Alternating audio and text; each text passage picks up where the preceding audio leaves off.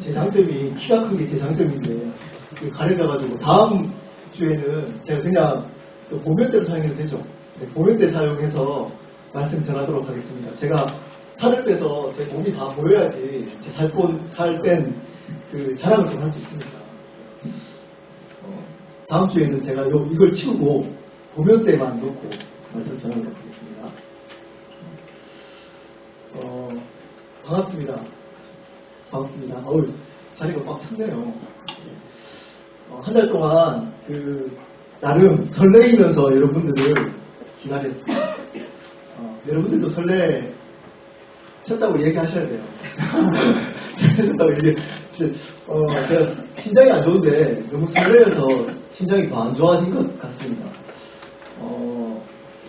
사실은 굉장히 좀 망설이는 시간이 있었습니다. 그런데 하나님이 특별하게 이 교회 가운데 특별한 계획을 있다는 것을 제가 알고 이 교회에 오게 되었습니다. 한 3주는 제가 오늘 2020년도 저희 교회 표가 여러 가지로 제가 지었다가 주와 회복과 자유를 경험하는 교회, 회복이 되는 교회 이렇게 지었다가 제가 좀 예민하거든요, 글자에. 그래서 회복하는 교회로 바꿨습니다. 이렇게 바꾼 이유가 두 가지가 있습니다. 회복되는 교회는 수동적이잖아요. 회복하는 교회는 능동적이거든요. 하나님 앞에 수동적인 게 아니라 우리도 하나님 앞에 해야 될 것이 있다라는 의미가 여기에 담겨져 있습니다. 두 번째는 회복되는 것으로 그치는 게 아니고 다른 사람들, 그 옆에 있는 사람들, 이웃들, 예수 모르는 사람들을 회복시키는 교회가 됐으면 좋겠다라는 의미가 여기에 담겨져 있습니다. 여기에 관한 주제로 3주 동안 말씀을 나누도록 하겠습니다. 오늘은 예수님이 하십니다 라는 제목으로 말씀을 나누도록 하겠습니다.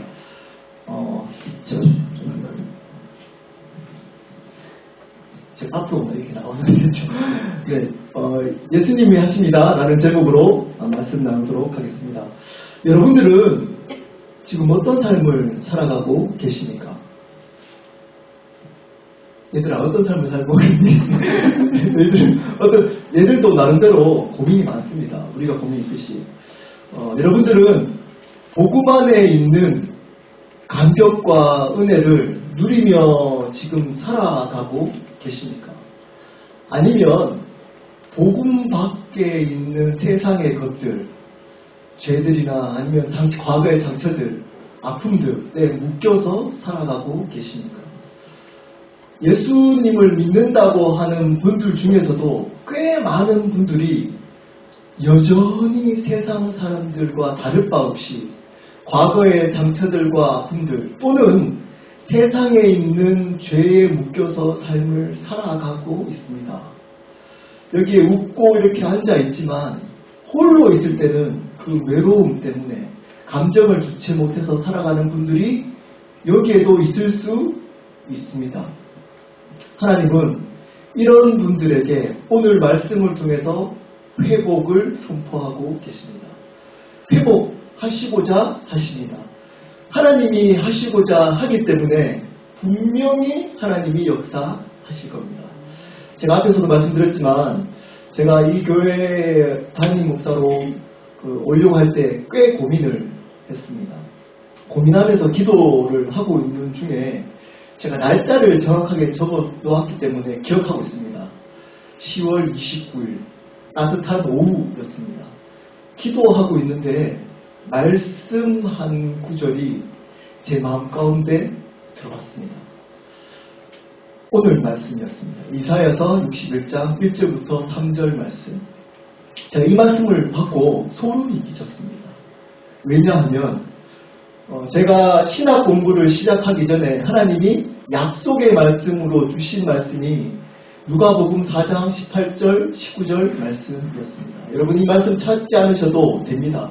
왜냐하면 예수님이 이사야서 61장 1절부터 3절 말씀을 인용한 말씀이기 때문입니다. 그러니까 같은 말씀을 받은 겁니다. 제가 신학을 하면서 하나님이 제가 목회를 하게 되면 이러한 일들이 일어날 거다라고 약속으로 주신 말씀이 이사야서 말씀이었던 겁니다. 제가 이 말씀을 받고 그때부터 설레기 시작했습니다. 어느 정도 설레냐? 제가 한 3주 정도 잠을 못 잘 정도였어요. 도중에 잠을 깨서 일어날 정도였습니다. 그리고 그 이전에 있는 교회 떠나는 거잖아요. 슬퍼야 되잖아요. 제가 너무 웃고 다니니까 그 아내가 좀 컴다운하고 이러면 성도분들이 서운해하게 생각하신다고 할 정도로 제가 싱글벙글거리면서 다녔습니다. 왜일까요? 말씀대로 하나님이 분명하게 이 말씀대로 이루실 것이라는 기대감 때문이었습니다. 제 삶 가운데 한 번도 빠짐없이 하나님이 주신 말씀을 제 삶 속에서 이루어가는 것들 제가 경험했기 때문입니다. 그러므로 이사야서 61장 1절부터 3절 말씀은 우리 교회 가운데 반드시 일어나게 될 겁니다. 하나님께서 저한테 선포하라고 말씀했습니다. 여러분 삶 가운데 혹시 여전히 과거에 있는 상처나 아픔들 또는 죄로 말미암아 오는 정죄감, 다른 사람들, 옆에 있는 가장 가까이 있는 가족들도 모르고 있는 아픔들로 삶을 살아가고 있는 분 여기 혹시 계시면 여러분 땡 잡으셨습니다. 하나님이 여러분들을 회복시킬 겁니다. 분명히 회복시킬 겁니다. 오늘 말씀을 통해서 회복시켜 가게 될 겁니다. 오늘 말씀은 여러분 많이 들었던 말씀이기도 하잖아요. 이사야서 말씀 중에 가장 유명한 말씀 중에 하나입니다. 하나님을 떠나서 우상을 섬기던 이스라엘 백성을 향해서 하나님이 회복의 말씀으로 주신 말씀입니다. 오늘 말씀에서 가장 중요한 것이 뭐냐면 인칭입니다. 인칭. 우리 1절 한번 61장 1절 한번 볼까요? 제가 읽겠습니다. 주 여호와의 영이 내게 내리셨으니 이는 여호와께서 내게 기름을 부으사 가난한 자에게 아름다운 소식을 전하게 하시리라. 나를 보내사 여기까지 읽겠습니다. 세 가지의 내게가 나옵니다. 나 누굴까요? 중요합니다. 오늘 이걸 모르면 그 다음 진도를 나가지 못합니다. 우리 주보에 보면 설교 노트가 제가 따로 만들어 드렸잖아요. 그걸 보면서 따라오시면 좋겠습니다. 내가 누굴까요? 나. 그 세 가지 제가 문제를 내겠습니다. 33%입니다. 찍으시면 됩니다. 첫 번째, 우리, 지금 여기 계시는 한 분 한 분 각자 믿는 우리 다 1번입니다. 2번, 이사야. 3번, 예수님. 뭘까요? 1번, 우리. 2번, 이사야. 3번, 예수님. 뭘까요? 찍으시면 됩니다. 네. 2번? 1번. 네. 상처받을까 보네. 오랜만에 나오신 것 같은데. 네. 1번도 모든 것이 답이, 갑자기 바꿨습니다. 1번 모든 것이 답이 될 수 있습니다. 답은 각자마다 또 생각이 틀리니까 답이 다 될 수 있습니다. 1번 우리 각자라고 대부분 80% 정도가 이해를 합니다. 그래서 우리에게 성령이 임하면 우리가 이런 일이 일어날 거다 라고 설교하고 가르치는 분들이 많습니다. 틀리지 않습니다. 틀린 해석 아닙니다. 근데 좋지 않습니다. 좋은 해석 아닙니다. 우리가 아니라 첫 번째는 이 나는 이사야, 그때 당시에 이사야입니다. 하나님이 이사야에게 임한, 성령께서 주의 영이 임한 그 이사야입니다. 그런데 두 번째는 이 나는 오실 메시아입니다. 자, 볼까요? 여기 보면 이는 여호와께서 내게 기름을 부으사, 이 나에게 뭐를 부었다고요? 기름이 부은 자입니다. 기름 부은 자. 혹시 많이 들어보지 않았어요? 기름 부은 자를 히브리어로 바꾸면 뭘까요? 그리스도입니다. 그리스도를 예언한 말씀입니다. 여기서 나는 예수님으로 해석하는 것이 가장 좋습니다. 다시 오실 예수님입니다. 기름 부은 예수님입니다. 그러므로 예수님이 오시면 이러한 뒤에 있는 일들이 일어날 거라고 얘기해 주고 있어요. 어떤 일이죠? 어떤 일? 가난한 자에게 아름다운 소식이 전해진답니다. 가난한 자에게 아름다운 소식이 전해집니다. 예수님이 오시게 되면 가난한 자에게 아름다운 소식이 전해진답니다. 가난한 자가 뭘까요? 제가 묻는 질문은 대부분 문맥 안에 있습니다. 문맥 안에. 가난한 자는 뒤에 나옵니다. 어떤 자일까요? 여기 보면 마음이 상한 자, 포로된 자, 갇힌 자를 한 단어로 가난한 자라고 표현하고 있습니다. 이 가난한 자에게 뭐가 전해진다고요? 아름다운 소식이 전해진답니다. 한마디로 뭐죠? 복음이 전해진답니다. 예수님이 오시면 이 마음이 상하고 그리고 포로되고 갇힌 자에게 복음이 전해진답니다. 근데 여기 마음이 상하고 갇히고 그리고 포로된 자가 가난한 자인데 이 가난한 자가 누구일까요? 첫 번째는 믿지 않는 자입니다.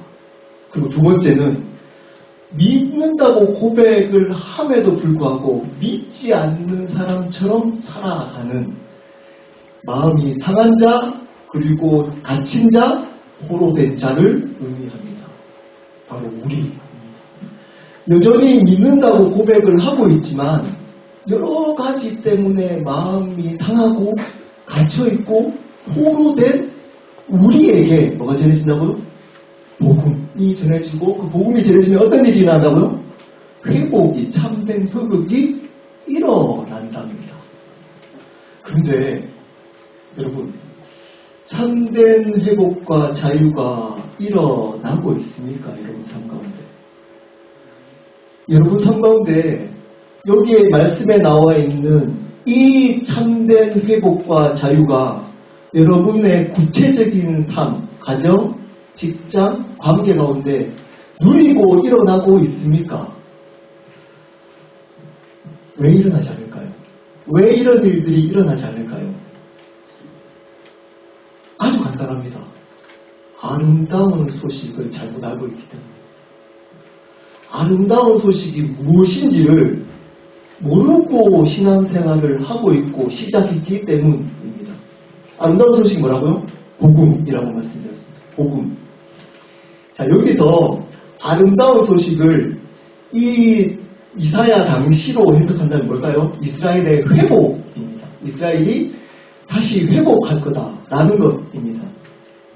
이 복음, 아름다운 소식을 이해를 하려면 이 이사야에게 임한 사건, 하나님이 오신 사건을 이해하게 되면 이사야를 통해서 말하겠던 이스라엘의 회복, 아름다운 소식이 무엇인지를 알 수가 있습니다. 하나님이 이사야를 찾아온 사건을 이해를 한다면 하나님이 말씀하고자 하는 과연 아름다운 소식, 그 복음이 무엇인지를 알 수가 있습니다. 우리 앞에서 읽었던 이사야서 6장 1절부터 5절 말씀을 한번 다시 보도록 하겠습니다. 이사야서 1장부터 5절 말씀입니다. 제가 1절을 읽겠습니다. 우시야 왕이 죽던 해에 내가 본즉 주께서 높이 들린 보좌에 앉으셨는데 그의 옷자락은 성전에 가득하였고 하나님이 이사야에게 찾아오십니다. 주의 영이 내리셨습니다. 그 사건을 이사야서 6장은 말씀해주고 있습니다. 근데 이렇게 시작합니다. 어떻게 시작하죠? 우시야 왕이 죽던 해. 우시야 왕이 죽던 해. 예수님이 복음으로 말미암아 우리를 회복시키려면 첫 번째 우리가 해야 할 일이 있습니다. 거기 설교노트에 보면 관로를 쳤습니다. 관로. 뭘까요? 무엇을 내려놓아야 합니다. 뭘까요? 우상을 내려놓아야 합니다. 우상을 내려놓아야 합니다. 우리의 우상을 내려놓아야 합니다. 이사야를 하나님이 찾아올 시기를 우시야가 죽던 해라고 표현하고 있습니다. 굉장히 독특한 편, 이사야서에만 나오는 표현입니다. 다른 선지서에서는 이렇게 표현하고 있지 않습니다. 대부분은 그때 왕의 이름을 넣든지 아니면 이제 즉위할, 이제 태워질 왕의 이름을 씁니다. 근데 죽은 왕 이름을 쓰면서 이렇게 표현하는 것은 이사야서가 처음입니다. 왜 그럴까요? 왜 이렇게 썼을까요? 이사야서가 의도적으로 이렇게 썼습니다. 우시아가 죽던 해. 우시아는 남유다의 10번째 왕입니다. 그 다음 왕 이름이 뭘까요? 요담 왕입니다. 그러면 어떻게 써야 될까요? 우시아의 아들 요담 왕이 즉위할 때에 이렇게 쓰는 것이 보편적이고 일반적입니다. 근데 이사야서는 하나님이 찾아올 시기를 이렇게 표현합니다. 우시아 왕이 죽던 해. 자, 의도적으로 이렇게 썼다면 우시아가 어떤 왕인지를 알면 그 의도를 알 수 있습니다. 이 우시아 왕이 어떤 왕이냐? 16살 때 왕이 되어서 52년 동안 남유다를 솔로몬 왕 다음으로 가장 번성하게 만든 왕입니다. 다른 나라에 전쟁을 해서 거의 다 이겼고 그 백성들을 잘 다스려서 굉장히 번성하게 만든 왕이 우시아 왕이었습니다. 근데 그 우시아 왕이 죽어버립니다. 백성들이 의지하고 절대적으로 의지했던 그 우시아가 죽어버립니다. 절대적으로 의지했던 그 왕. 절대적으로 우리가 의지하는 것을 한 단어로 뭐라고 그러죠? 우리가 하나님 외에 절대적으로 의지하는 것을 한 단어로 우상이라고 얘기합니다.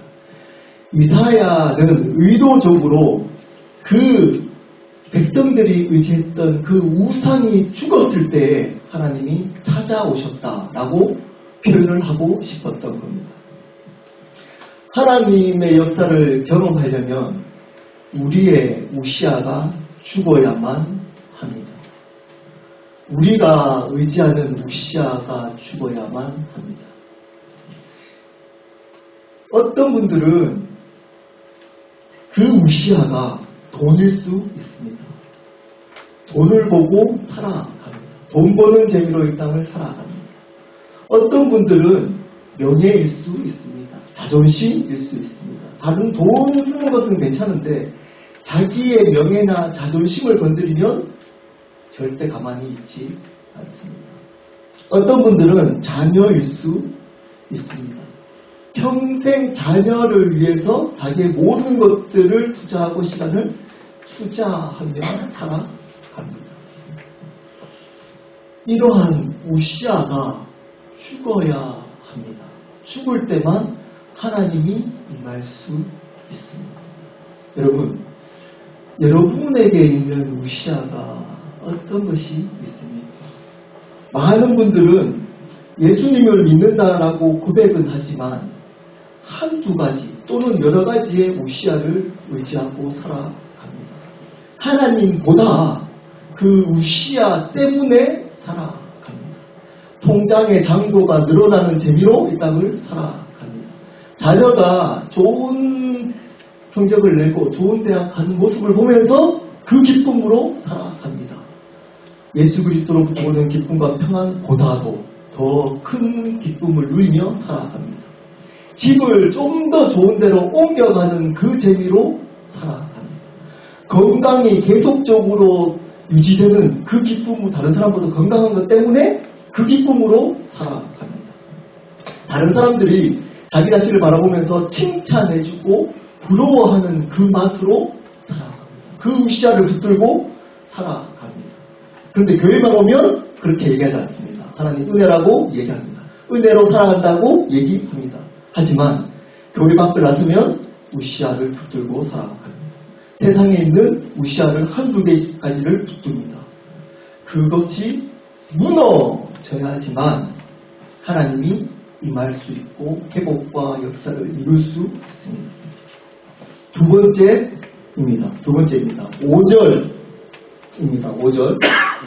그때 내가 말하되 바로다 나여 망하게 되었도다. 나는 입술이 부정한 사람이요 나는 입술이 부정한 백성 중에 거주하면서 만군의 여호와이신 왕을 배웠습니다 하였도다.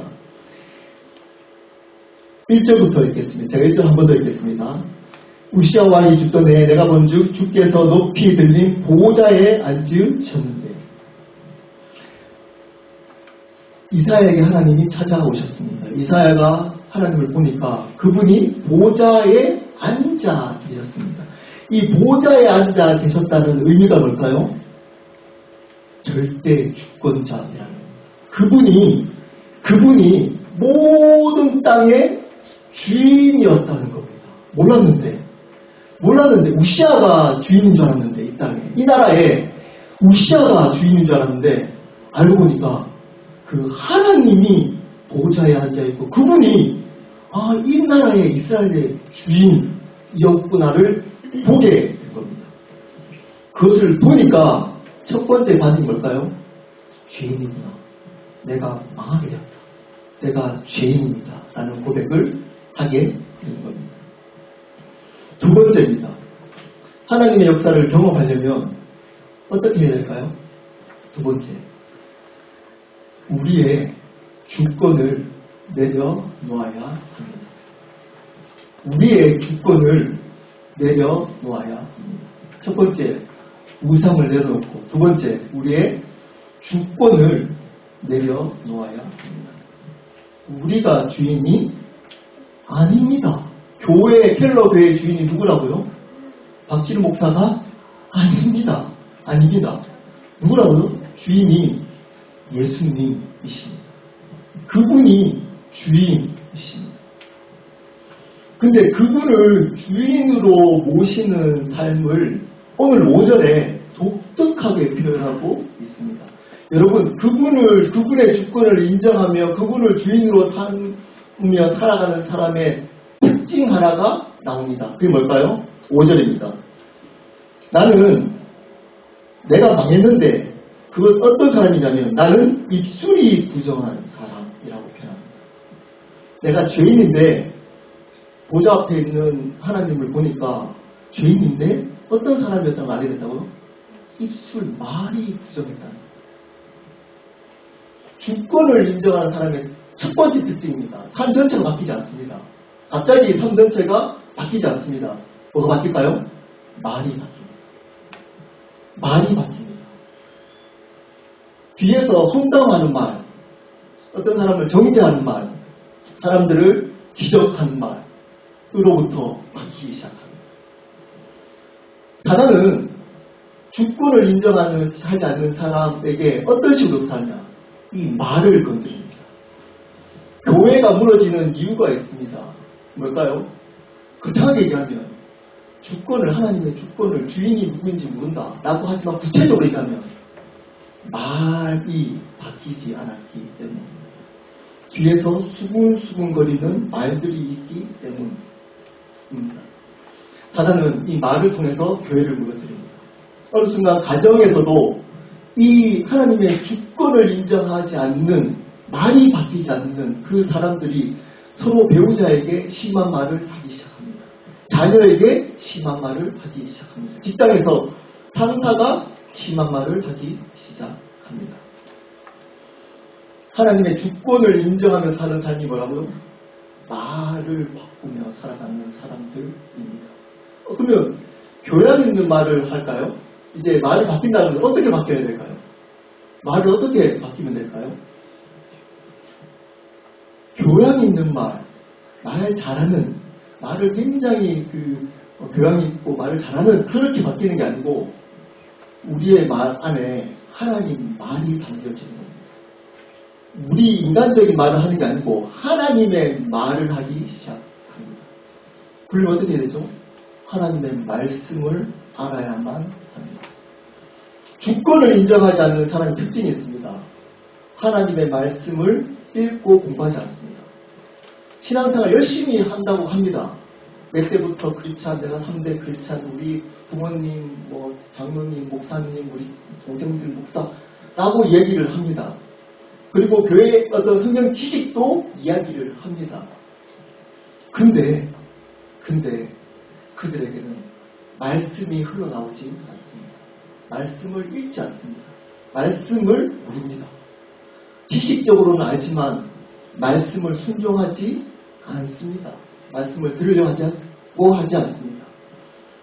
그래서 저희 켈로교회는 앞으로 말씀을 반드시 공부할 겁니다. 반드시. 제가 1대1 성경 공부라도 제가 할 겁니다. 말씀을 그냥 공부하지 않을 겁니다. 굉장히 열심히 할 겁니다. 열심히. 말씀이 들어가야지만 그 안에 주권이 회복됩니다. 하나님의 주권이 그 안에 흘러나오기 시작합니다. 어디서부터? 말로부터. 왜 교회가 뒤에서 수근수근거리는 사람들이 많을까요? 말씀이 그 안에 들어가 있지 않기 때문에. 그들 마음 가운데 말씀이 없기 때문입니다. 그러므로 저희 교회는 앞으로 말씀 공부를 하게 됩니다. 다시 돌아옵니다. 우리는 주권을 내려놓아야 합니다. 그것이 구체적으로 뭐라고요? 말이 바뀌는 것입니다. 말이 바뀌려면 어떻게 된다고요? 하나님의 말씀을 공부해야 합니다. 말씀을 마무리하도록 하겠습니다. 제가 좀 당뇨가 있어가지고 조금만 하면 목이 제가 물 한 잔 하시고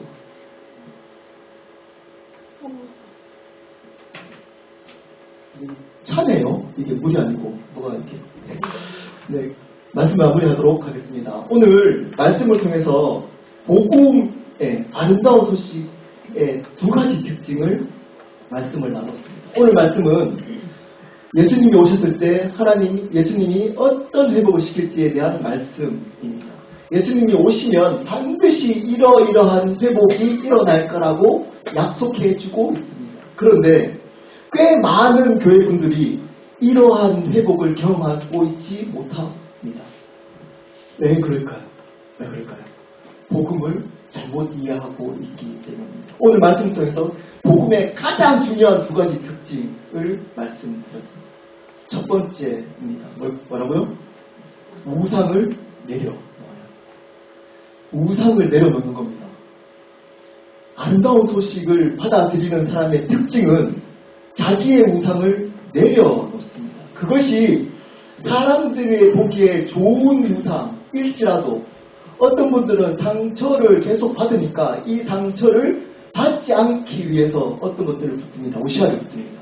그것이 우상이 되어버립니다. 그래서 공부도 잘하고 그것을 공부로 붙들면 공부를 굉장히 잘해요. 그것을 착함으로 붙들면 선함으로 붙들면 사람들은 칭찬받습니다. 착하다고. 그것을 열심히 어떤 자기 개발에 붙들면 자기 개발을 잘해서 또 다른 사람들 보기에 사회적으로 성공할 수도 있습니다. 돈으로 붙들면 돈 잘 벌 수도 있습니다. 그런데 회복되지 않습니다. 회복되지 않습니다. 혼자 있거나 가까이 사람들에게 동일한 상처를 주고받고 있습니다. 하나님 앞에 감격이 나는 데를 절대 누리지 못합니다. 그리고 교회 옵니다. 그리고 직분을 맡습니다. 심지어 목사까지 합니다. 그런데 그냥 포기하고 살아갑니다. 어떻게 이걸 회복할까? 공부도 하고 지식적으로 하는데 회복되지 않습니다. 예수님이 나를 구원하셨다 머릿속에 알고 있어요. 근데 그것과 나하고 실질적으로 그것이 내 삶과는 영향을 주지 못하고 있습니다. 왜 그럴까요? 여전히 우상을 붙들며 살아갑니다. 우상을 내려놓는 것이 복음의 첫 번째 중요한 내용입니다. 두 번째가 뭐라고요? 주권을 내려놓는 겁니다. 주권을 내려놓는 겁니다. 우상도 내려놓고 세상이 좋아하고 있는 우상도 내려놓고 자기가 하고 싶어하는 주권이 뭘까요? 이 세상을 살아가면서 잘 살아갈 수 있도록 하는 경험, 힘, 능력을 지혜 이런 것들을 의미합니다. 그런데 우상도 내려놓고 주권도 내려놓는다면 우리는 어떻게 살아가야 될까요? 어떻게 살아가야 될까요? 예수로만 살아가야 돼요. 그것이 복음입니다.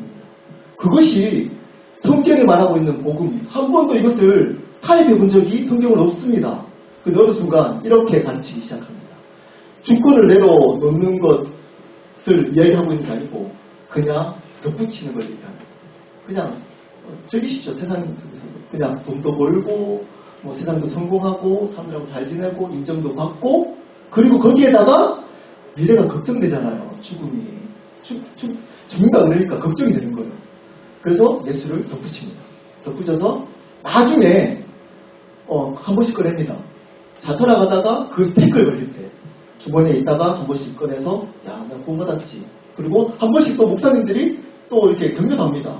하나님 자녀입니다. 힘내십시오. 그러면 그걸 한번 맞지. 그리고 격려받고 또 내가 주인 돼서 살아갑니다.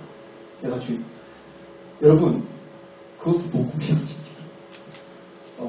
제가 쉽게 말씀드리겠습니다. 예를 들겠습니다. 이렇게 살아갑니다. 이렇게 살아갑니다. 살아가다가 힘든 일이 생겼어요. 그래서 야, 이게 인생이 쉽지 않네 라고 생각해서 예수를 믿었습니다. 그런데 주인이 안 바뀌어요. 주권도 내려두고 없고 우상도 내려둔 적이 없어요. 십자가를 못 받은 적 없습니다. 그리고 애드시킵니다. 어떤 걸 예수를 애드시켜요. 그리고 주인 돼서 살아갑니다. 이렇게. 끝이 뭘까요? 지옥입니다. 끝은 지옥입니다. 여기에 이거를 천국이라고 가르치면 큰일 납니다. 그냥 예수를 애드시켜가지고 자기 주가 주인 되어서 자기 방식대로 신앙생활을 하고 성경 해석하고 말로 수근수근거리고 사람들 이렇게 판단하고 교회에서도 그런 일들을 주고받고 그리고 그냥 자기는 예수 믿는다고 고백합니다. 왜냐? 부모님이 장로님, 부모님이 목사님, 친척이 동생이 목사 내럴 때부터 모태신앙 이라는 것을 걸고는 그런데 회복 한 번도 한 적 없습니다. 한 번도 불안해요. 두려워요. 혼자 있으면 무섭습니다. 그래서 교회 나옵니다. 새벽기도 나와요. 금요기도 나옵니다. 성경구도 합니다. 근데 안 바뀌어요. 왜 그럴까요? 복음이 잘못됐습니다. 처음부터 잘못됐습니다. 어떻게 해야 되는 건가요? 이렇게 살아가다가 애드시키는 게 아니고 턴하는 겁니다. 턴이 뭘까요? 주인을 바꾸는 겁니다. 자, 우상을 내려놓는 것, 주권을 내려놓는 것, 둘 다 주인의 문제입니다. 주인이 누구냐? 주인이 누구냐? 내 삶의 주인이 누구냐? 여기서 주인을 터닝시키는 겁니다. 때까지 내가 주인 돼서 살아왔던 것을 한 단어로 우상을 내려놓고 주권을 내려놓는다는 한 단어로 말하면 주인이 바뀌는 거예요. 주인이 바뀌어야지 그 끝이 천국입니다. 여기에 이렇게 있다가 늦을 수는 있습니다. 주인 바뀌어도 좀 넘어질 수도 있고 좀 죄도 지을 수 있습니다. 좀 넘어지고 늦을 수도 있습니다. 그런데 특징이 있습니다. 이 사람의 겸손함. 이 사람은 겸손합니다. 왜냐? 자기가 주인이 아니기 때문에. 자기가 그래서 교만이 대망의 성공입니다. 교만이 대망의 성공입니다. 교만할 수 없습니다. 주인이 바뀐 사람은 절대 자기 의나 자기 교만 있을 수 없습니다. 왜 있을까요? 주인이 안 바뀌기 때문에. 더 정당하게 얘기하면 구원받지 못했기 때문입니다. 여기를 어느 순간 목사님들이나 잘못 그냥 조금 교회 나오고 열심히 하면 구원 있습니다. 라고 그냥 줘버렸어요. 제가 불교 믿을 때 종교처럼 그냥 제가 불교에서 열심히 하면 그 불교에서 이렇게 주는 것처럼 그렇게 되었습니다. 원래 이런 얘기를 하면 옛날에 이렇게 얘기하면 돌도 맞고 있어요. 이렇게 돌 빠지는 일 없잖아요. 이런 얘기하면 기분 나빠질 수 있습니다. 왜 기분 나빠질까요? 여러분 안에 혹시 주인이 안 바뀌었을 가능성이 있기 때문입니다. 여러분의 주인이 누구이십니까? 여러분 삶의 주인이 여전히 여러분입니까? 여러분 말을 하십니까? 하나님의 말이 흘러나오는 게 아니고 여러분의 말을 하십니까? 여전히 여러분에 있는 세상의 것들을 붙들고 그 맛으로 살아가고 계십니까? 그것을 붙들고 삶을 살아가고 계십니까? 여러분, 속았습니다. 그것은 복음이 아닙니다. 그것은 내가 십자가로 죽고 예수로만 사는 것, 그것이 복음입니다. 그것을 결단하는 것, 그것이 복음의 시작입니다. 그러므로 복음의 내용은 심플하지만 복음의 요구는 시리어스합니다. 절대 요구가 가볍지 않습니다. 복음의 요구가 가볍지 않습니다. 그러므로 여러분, 여러분의 주인이 누구인지를 점검하셨으면 좋겠습니다. 그래야지만 오늘 말씀에 나오는 예수님이 임할 수 있고 예수님이 임하시면 오늘 말씀 약속대로 이 일들이 이 회복의 역사가 우리의 삶 가운데 일어날 수 있습니다. 일어날 수 있습니다. 왜냐? 주인 되시는 예수님이 그 일을 하실 수 있는 하나님이시기 때문입니다. 그분만이 우리에게 이 역사를 이룰 수 있기 때문에 우리가 할 수 없고 그분만 하나님 예수 그리스도만 그 일을 할 수 있기 때문입니다. 예수님이 반드시 이 일을 하실 겁니다. 다음 주는 날마다 이 일들이 어떻게 일어나는지를 나누겠습니다. 그리고 제가 어떤 상처와 어려움에서 회복된지를 함께 나누도록 하겠습니다. 저도 오랫동안 잘 몰랐습니다.